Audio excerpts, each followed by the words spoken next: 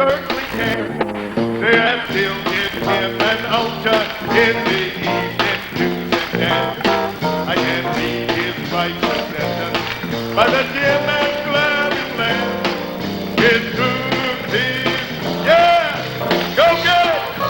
Yeah, I said glory, glory, hallelujah. I said glory, glory, hallelujah. Yeah. Glide Memorial, a Methodist church in the heart of San Francisco on a Sunday morning. Cecil Williams, the minister of celebration and involvement at his Sunday morning service. While other churches struggle to attract churchgoers, the Glide Memorial is packed to capacity. They come from all walks of life, rich and poor, upper class and middle class, blacks and Chinese, Mexicans and Puerto Ricans, pimps and prostitutes. They all flock to the Glide Memorial Church to celebrate the brotherhood of man. Initiator and the moving force behind the celebration of life is the Texas-born minister Cecil Williams. Cecil is at the same time priest and performer, orator and dancer, preacher and revolutionary, all rolled into one. Christ was born across the sea with a glory in his bosom that transfigures you and me. And he died to make men holy. Let us live to make men free. Oh God, yes, oh yeah, go get it, yeah. I said glory, glory, glory, hallelujah, yes. I said glory, glory, glory, glory. What is happening here is not the usual celebration of the Sunday morning service in churches all over the world. This is a joyous celebration of love. It's theater from the heart, for the heart. Drama from the soul, for the soul. A spiritual encounter par excellence.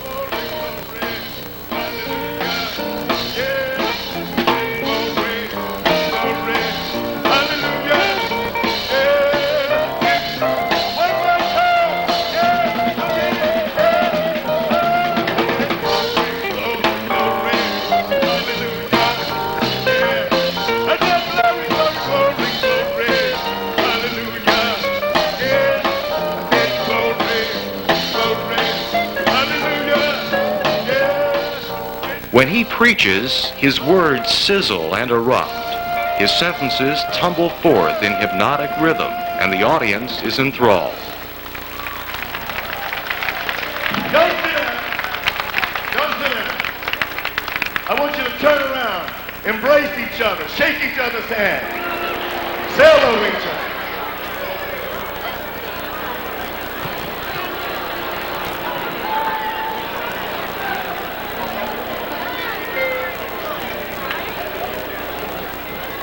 Now you can be seated.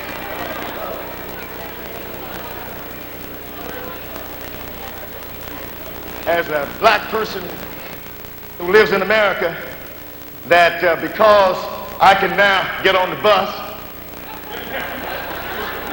and ride up front, and I can go to the movie and not have to sit in the balcony, and I can go get on the boat now and don't have to go to the bottom. You know, don't tell me I had it so good. I ain't had it anything like good like I'm gonna have.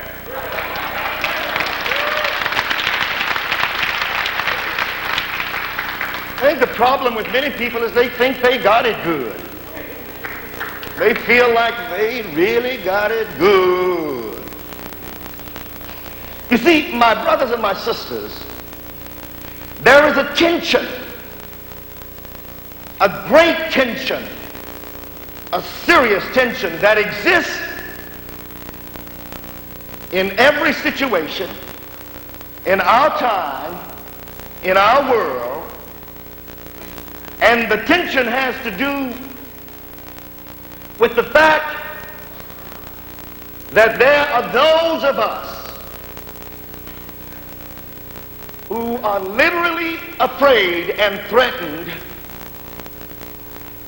about moving, doing something, because we are literally afraid and threatened about what we'll find if we do it. Yeah. But I'm going to tell you something. That which we have to do is always that which we should be doing, but to a great extent, we don't do it because we don't feel like we have to do it, and so therefore, we're always standing still, unable to move like we got to move and do what we got to do. What people are really saying is, I don't want to do much of anything. And do you know one thing? There's so many people who are programmed and not doing much of anything till they don't do much of anything, and therefore that much of anything never lets them become what they have to become at the time that they got to become it.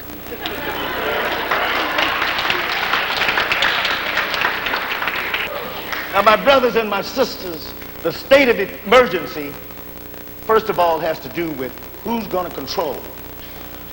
That's a state of emergency. And the emergency is that some time ago and every day I decided that I'm not going to let others control me. I'm going to control the destiny of my life. That's the state of emergency that I face every day. Therefore, if I control my life, then I know that I'm somebody. I feel like I'm somebody. I do like I'm somebody. I act like I'm somebody. I am somebody.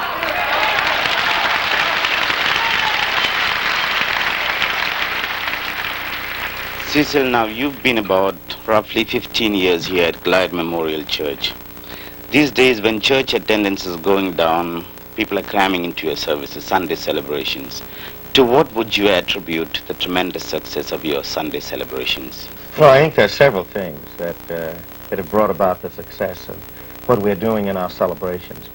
One, I decided some time ago that the established church in America, the religion, the established religion in America, as well as all countries, in many ways is, first of all, not speaking to the needs of the people. That people are concerned about their needs being met. And what we've got to do is make sure that we meet their needs. So first of all, I tried to discover what the needs of the people are.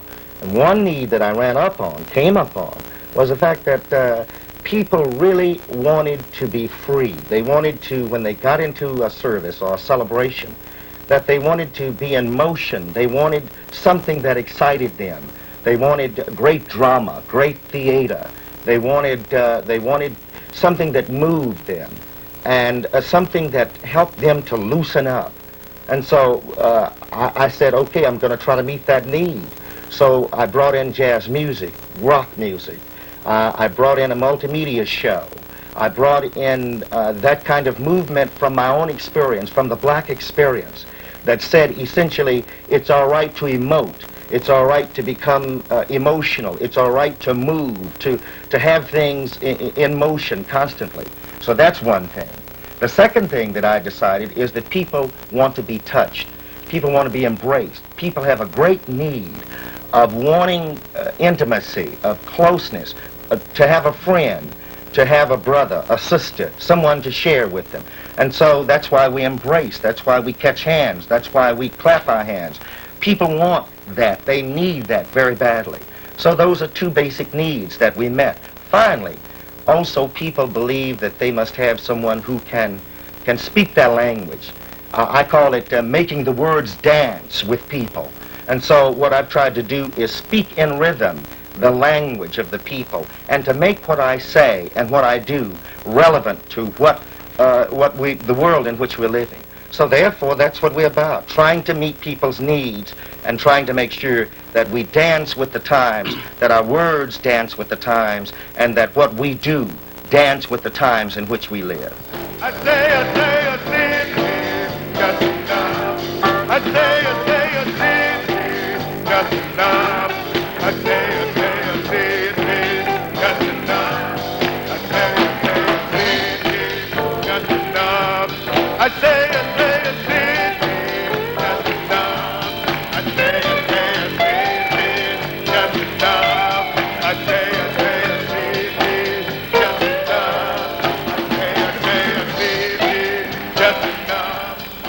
Cecil's celebration is a cry of joy of the wishes and hopes of all human beings. Jazz, pop, rock, and soul, and even a light show are colorfully mixed, and the atmosphere in the church is loaded with feeling and excitement. The brotherhood of man, taught by all religions, but in the world outside a farce, is here a reality.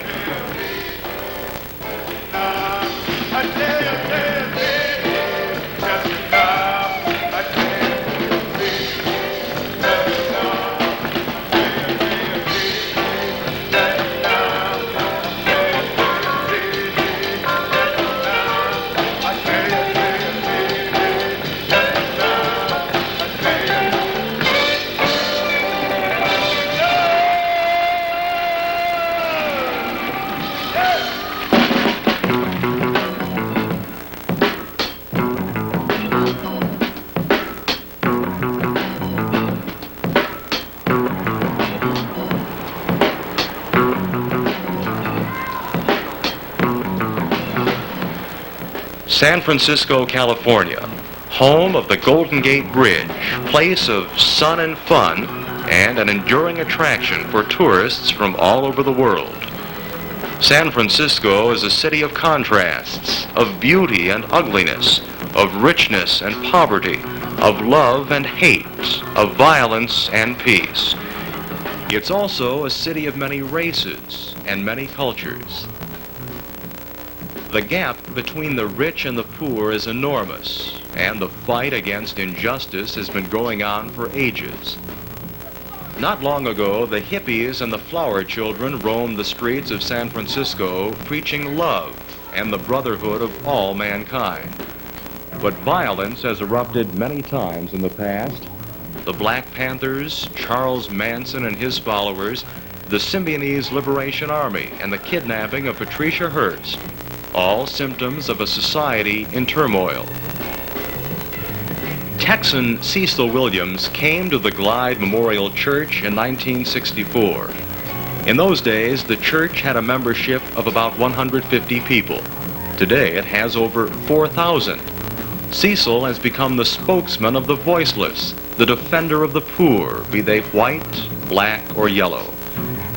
He's a man who's not afraid of articulating his beliefs and exposing himself to criticism from those who want to preserve the status quo and who are against any changes that might jeopardize their positions.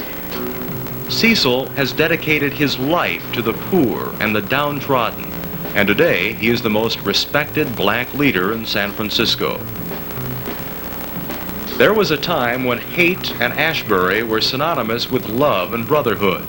It's not so anymore. In a society where a majority of the people groan under the yoke of poverty and injustice, there's little place for peace, love, and humanity. Cecil wants to bring back these forgotten values into the everyday life of the people of San Francisco, to bring a little sunshine into the lives of those who slumber in darkness, and a touch of joy into the lives of those who have known only tears.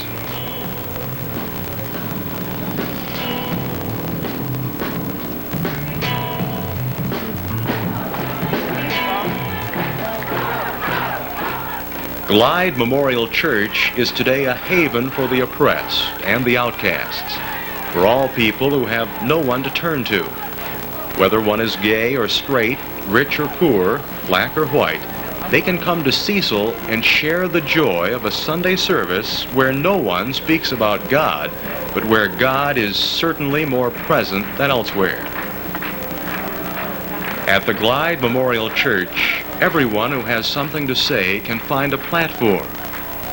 Angela Davis, Dennis Banks, and many other leaders of the oppressed minorities have expounded their ideas here. Singers and performers, musicians and jazz people can come to Glide Memorial and share their talents and their joy with Cecil and his Sunday visitors.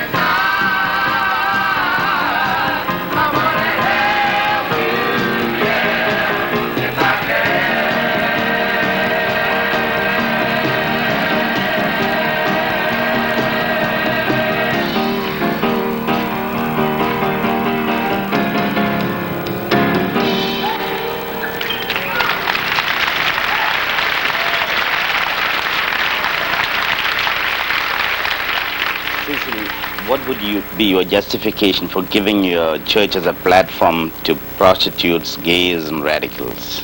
The important thing at this particular time in the history of American society is the fact that the church has become bourgeois. They are concerned about only middle-class people and upper-middle-class people. I believe that the early church was concerned, first of all, about the outcast. It was concerned about the have-nots, the voiceless people. It was concerned about the prisoners. It was concerned about prostitutes. I believe that it was concerned about people who were oppressed, people who had no way, no way to go. Now, frankly speaking, that's one reason. But the other reason is because I am convinced that the church in America needs to change, that American society needs to change. All of the power, you see, is with the people who have money in America. You know, we have about 200 corporations in America who run America. And I think that it's time now that religion begins to embrace prostitutes, that it begins to embrace alcoholics, drug addicts, gay people, that it begins to embrace black people and brown people and yellow people and red people and poor white people. It needs to do something very importantly with people who are on the outside. This church, when I first came here, was a middle-class white church with about 100 members, and they were not concerned about the outcast and about radicals and about the voiceless. I made sure that the first thing that we did was to concern ourselves about people who had great needs and people who were pushed aside and people who had no voice in America. I'm trying to give a voice to the voiceless. I'm trying to make sure that the radical movements continue to protest, dissent, and that they, in fact, help America change. America needs to change.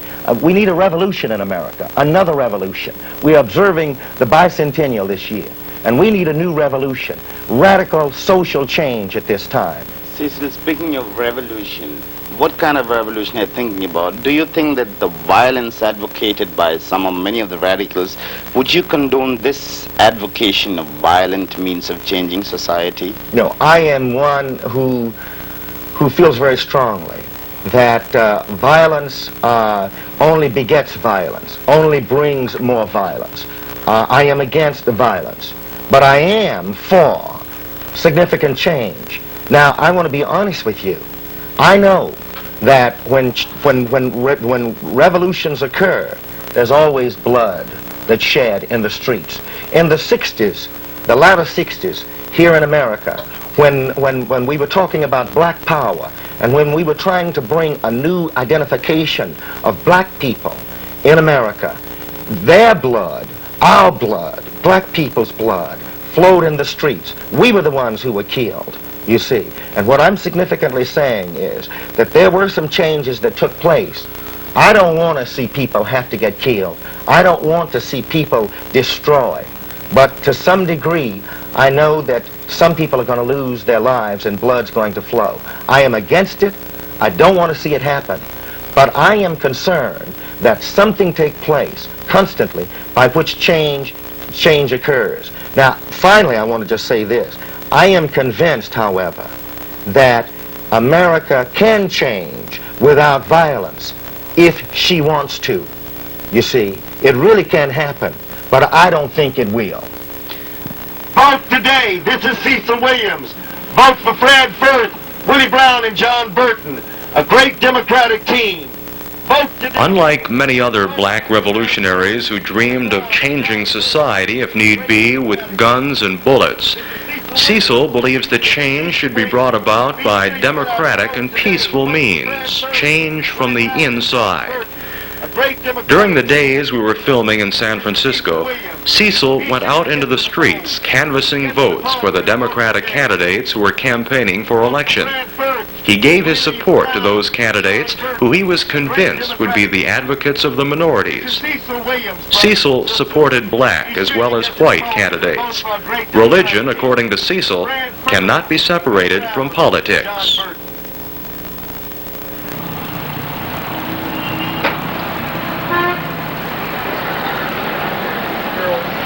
you are a religious leader, a spiritual leader. People say that many of your critics say to a religious man, a spiritual man, has got nothing to do with politics. He should not meddle in politics. Now, you have not sort of been a candidate for political offices, but you have been taking very certain, clear stands on political issues. You've been supporting certain candidates. We've been with you the last couple of days. Don't you think that you should abstain from politics, or do you think religious leaders and religion has a commitment to society, and this should also be reflected in the commitment in political things? I will never refrain from politics. You see, the important thing, the whole person has to involve herself or himself into the whole society. If I'm a spiritual leader, it means that I must involve myself and my people in politics. I must involve them in those kinds of things by which we can help change society. I must make sure that if God does just not relate to people of religion or spiritual sphere. If God really is, God relates to the whole world, to all of society. I believe that very firmly. I act that way. I will continue to be that way because I am convinced that, you see, when you separate religion and you separate the secular from the sacred, then you cut off that which gives meaning to the lives of people. I'm going to make sure that people are involved in the secular. That's where they need to be. Election headquarters of Fred Firth, the white lawyer millionaire, one of the Democratic candidates that Cecil supported. Cecil went from headquarters to headquarters, canvassing votes, talking to the helpers, self-sacrificing, untiring. People are always wondering where he gets his energy. A man with a mission and with the courage of his convictions gets his energy from his ideals, and maybe even from an unseen source up above. Not all the candidates that Cecil supported won the election, but Cecil is undaunted. Change in America needs time, he reminds his supporters, and maybe the next time around things will be better. Cecil is an optimist. He does not look back, but forward. He wants to make a better tomorrow for those who have known only sad yesterdays. Fred Firth, one of the candidates that Cecil supported, is a regular at the Sunday services at Glide Memorial. What do you think of the work that Cecil Williams is doing in San Francisco? I think Cecil Williams has one of the most relevant churches going in the city. In fact, I remember when Glide was dying, and he came from Kansas City, and Glide Church was a Methodist church down in the middle of town. It was in a bad part of the town, so to speak, a poor part of the town at least, and it was a dying church. And Cecil Williams came and he gave it life, and he's made it relevant. And if you've got some problems on your mind on a Sunday morning and you're having trouble figuring out things like all of us do, come down to Glide and you can pick the service. I woke up this morning with my mind stayed on freedom. I said I woke up this morning with my mind stayed on freedom. I said I woke up this morning with my mind stayed on freedom. Hallelujah, oh hallelujah, yeah, hallelujah. And I woke up this morning with my eyes stayed on freedom. I said I woke up this morning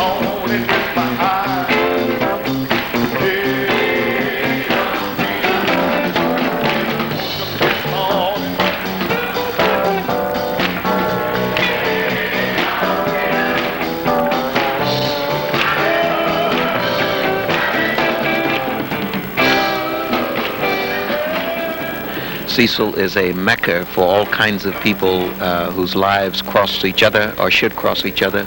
Cecil is kind of a symbol for the disaffected and those who find it inconvenient or uncomfortable to identify with the establishment, but who have a need with some regularity to identify with other people. Cecil provides them with those opportunities.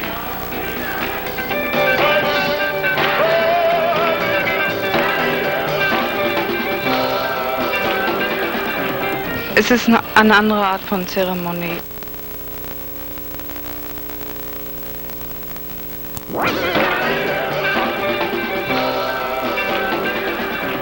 Es ist eine andere Art von Zeremonie. Man hat das Gefühl, dass It's a different sort of ceremony. I feel that I'm an integral part of what's happening here. Man ist dabei, man ist aktiv und fasziniert.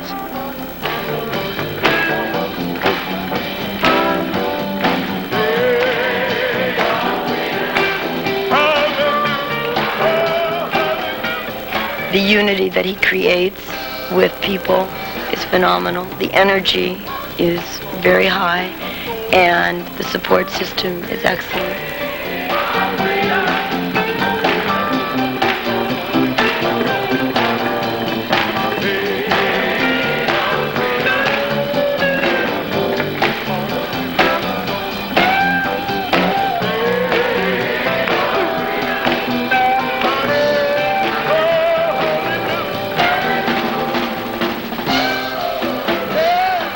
Seems like a very sincere person, and to me he's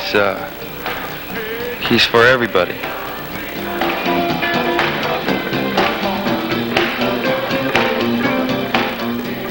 I feel that it is a celebration, and what brings me here is the feeling of aliveness, you know, and the feeling of I am alive and I want to be alive.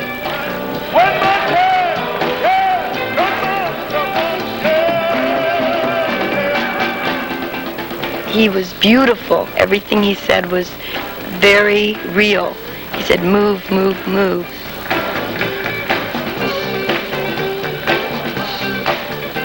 I adore the man. That's why I come all the way from San Jose. If he was closer, I'd be here every day, you know, all the time.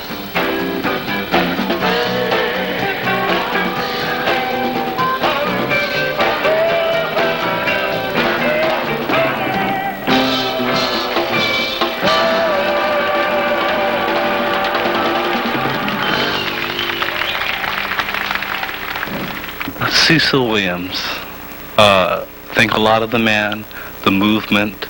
He's a catalyst for change. He's a bridge that connects people from all different backgrounds.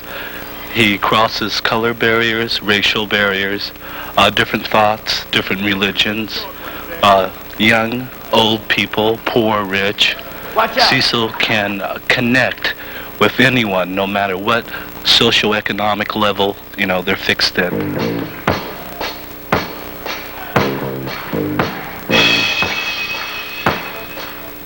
In the usual Sunday services, the people come to church, say a few prayers, hear the preacher, and then go home. At Glide Memorial, it's different. Cecil believes in continuous communication. After the Sunday celebration, Cecil has organized a tour of San Francisco, especially for the thousands of tourists who flock to his service. But this tour is different from all the sightseeing tours organized by the official travel agencies. The tourists here are shown not the glittering and gaudy side of San Francisco, but they get an insight into the way of life and the living conditions of the minorities, of the blacks and Mexicans, Indians and Chinese. The tour guides are recruited from these communities, and who can give a better insight into the culture and history of these people than the members of these communities themselves? The tour is a big hit, not only with the tourists, but also with the San Franciscans themselves. Right here, there's La Borinque, and all these La Buen Borinque, all these are Puerto Rican owned. The Puerto Ricans have really made impact on this community. My mother is Puerto Rican, so I'll have to say that I'm going to be biased about what I'm saying. But as far as I can see, the Latinos that are not Puerto Rican, they really dig Puerto Ricans. They dig their music. They really like the people as a whole.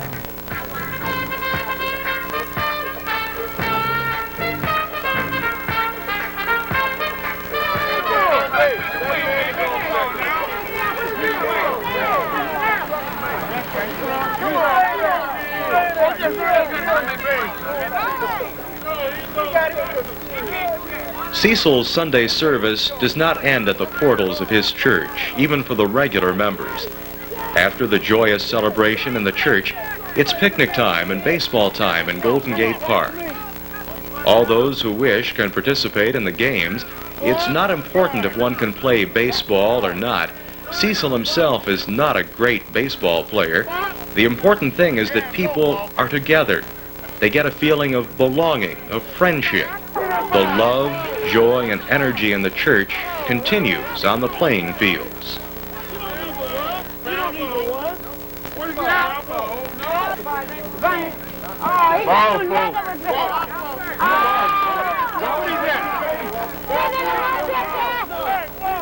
Just leave it back. Leave it back. Take it big.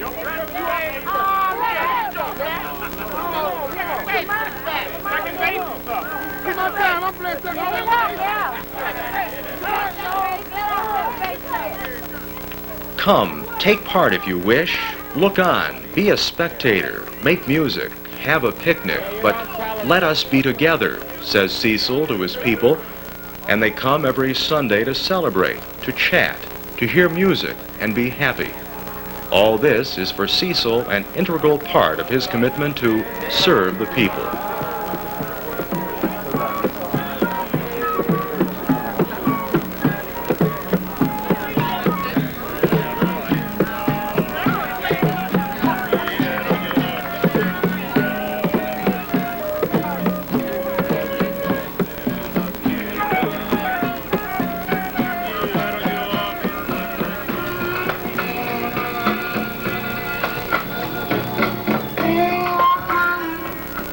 Vibrations is the title of the weekly television show that Cecil has on a local television station.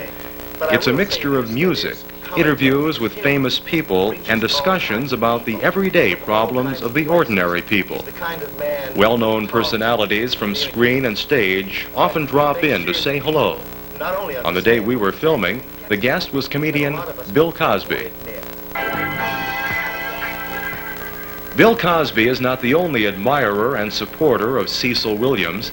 Show business personalities and many respected leaders of the minorities have been guests of the excellent TV show Vibrations. The photographs in the office of Cecil Williams show only a few of these personalities who have in the past given support and help to Cecil and his Glide Memorial Church.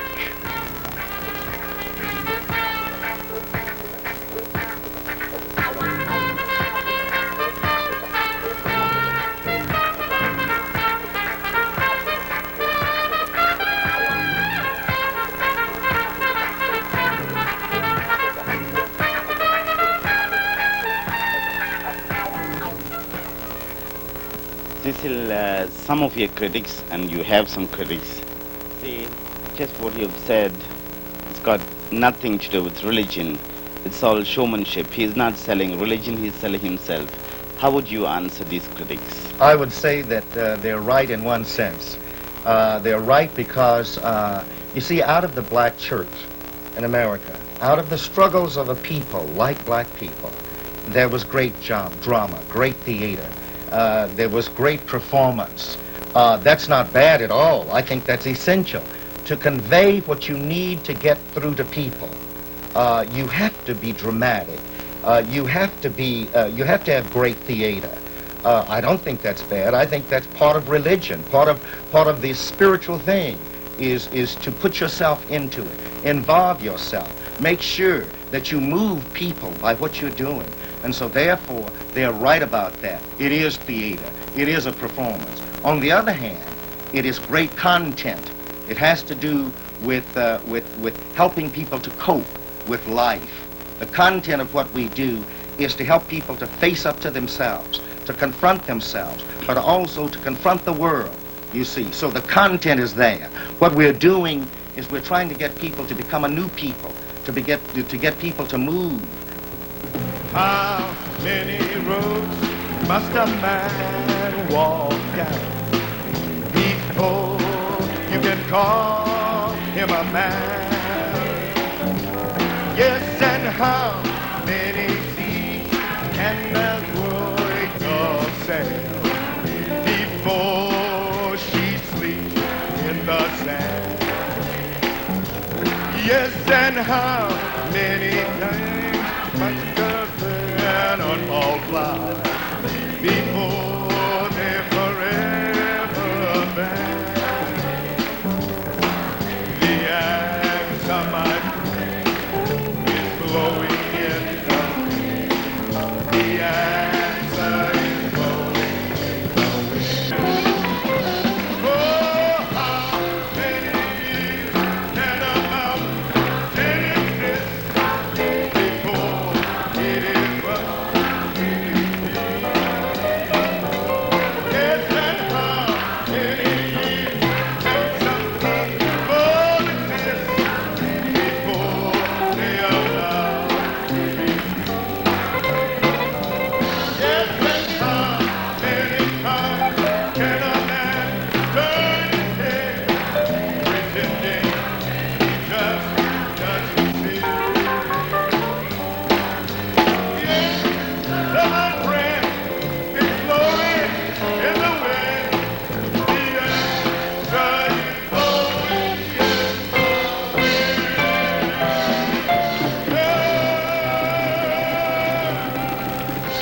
Do you think the chances that the blacks, the oppressed people, are coming to a better future are good? The chances in America? Yes, I do, George. I think that there's no doubt about it. This is why when we sing, we don't say we shall overcome someday. You see, people like to put things in the future. America would like to wait as long as it can to do something about its problems. And that's why we sing we shall overcome today. It has to be in the now. It has to be an existential situation. It has to be a subjective commitment on the part of people. I'm not going to wait for the next 10 years. I'm not going to wait for the next 20 years. What I want to do is make sure that the people who are part of history at this time make a decision about their lives, that America makes a decision about its life, that it will no longer be that kind of country that is not concerned about its own predicament. You see, America's always wanting to go change somebody else, want to do something for somebody else. America has to get itself in the direction by which it does something, first of all, for the people who live in America. You see, great racism, great exploitation in America. We have to do something about that. So we shall overcome today. America must overcome. Its people must overcome. The oppressed people, the poor people, people of all colors, have to overcome today. Truth will set us free. I said, yeah, the truth will set us free. Oh, yeah, I said the truth will set us free today. Yeah. In my heart, I do believe, yeah, we shall overcome today. We're not afraid. We are not afraid. I said, yeah, we are not afraid. I said, yeah, we are not afraid today. Deep in my heart, I do believe, yeah, we shall overcome today. Everybody, yeah, I said, yeah, we shall overcome. I said, yeah, we shall overcome. Oh, I said we shall overcome today. Deep in my heart, I do believe. One more time, yeah. Everybody, yeah, yeah. I said, yeah.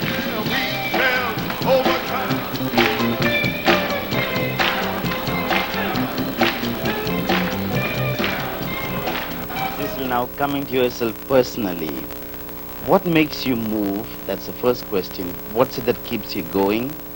Secondly, how do you see your own personal future? The thing that makes me move is the fact that I can't be still. The thing that makes me move is the fact that I know that I have to keep stepping. I have to proceed, not progress. I don't believe in progressing. I believe in proceeding. To proceed means that you come to grips with yourself. You know who you are, and you know where you gotta go. The thing that makes me move and keeps me moving is that I know where I got to go. You see, I got to go to that point where I become fully human. And this is what if you ask me what my theology is, it is to make all people, to liberate people, to humanize people, to make them fully human, you see. And that's where I got to go. And that's where I want people to go. So that's what keeps me moving, you see, to make sure that all people are liberated. Now, what about my future? My future, hopefully, is in the direction of, first of all, making sure that I am a corrective force in America, that I am that kind of force which confronts people. I don't care who they are. I don't care where they come from. That I help people come to grips with themselves. They're grasping their guts, and something begins to happen to them. My future has to do with something happening to people. I want to excite people. I want to move people. I want people to understand that they can just not sit by and wait for things to happen. It's already happening. And my future's caught up in the fact that it's already happening. And I want to be a part, secondly, of making it happen. You see, I want to make sure that I help people make it happen to them, you see. Finally, I just want to say this. My future has to do with the fact that I'm going to keep walking that walk and talk that talk, and I'm going to step that step, and I'm going to touch that touch, and I'm going to love that love, and I'm going to do that do, and I'm going to struggle that struggle. That's my future. We'll walk that walk. We'll talk that talk. We'll be that be. We'll see that see. We'll touch that touch. We'll do that do. We'll love that love. We'll struggle that struggle.